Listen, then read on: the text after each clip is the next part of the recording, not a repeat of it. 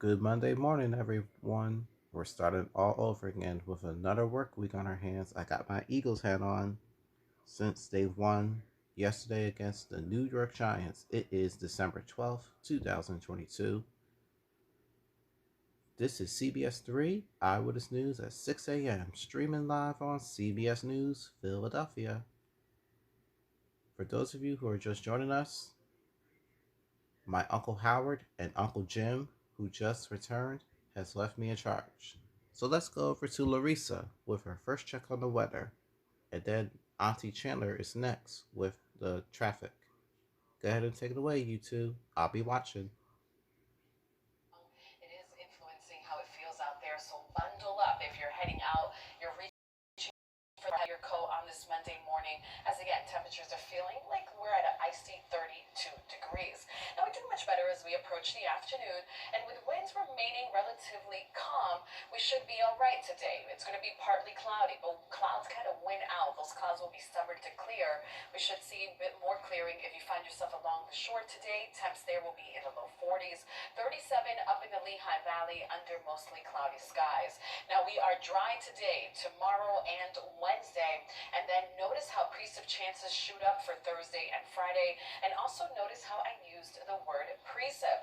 Our next storm promises a variety of precipitation, and when I see you guys next, we're going to go ahead and take a look at timing, who's going to see what, and of course, Saturday, Sunday are going to turn very cold behind this system, so I'll have all of that coming up in about 10 minutes, Chandler. Whew, later in the week looking messy, but today, hey, Monday, we are not complaining on the roadways. Smooth sailing, really quiet on this Monday.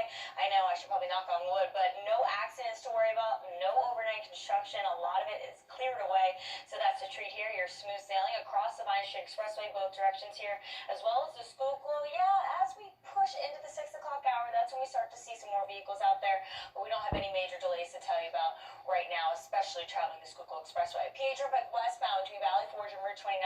Crews still off on the shoulder there. Not causing a lane restriction just in the westbound lanes. Eastbound, they've already cleared.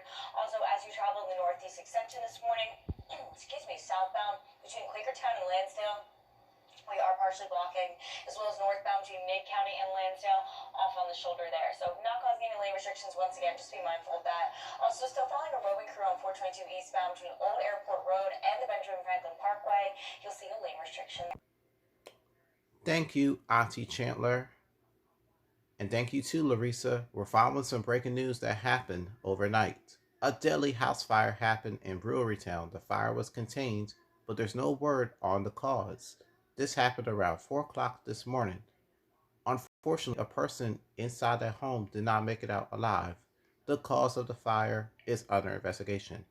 And the Christopher Columbus statue in South Philadelphia now stands uncovered. It's spent the last 2 years being boxed up, but right now it's going to be removed at some point. My Uncle Ross is live in South Philadelphia's Marconi Plaza with the very latest. Good morning, Uncle Ross. Take it away. See more protests here in Marconi Plaza, similar to what we saw in 2020. Take a look. This is what it looked like as city crews took down the box covering the Columbus statue in South Philadelphia last night. This comes after a Commonwealth Court judge ruled on Friday that the plywood structure must be removed. In her ruling, Judge Mary Hannah Levitt said that the city accepted the donation of the Columbus statue back in 1876, and it has a fiduciary duty to preserve it.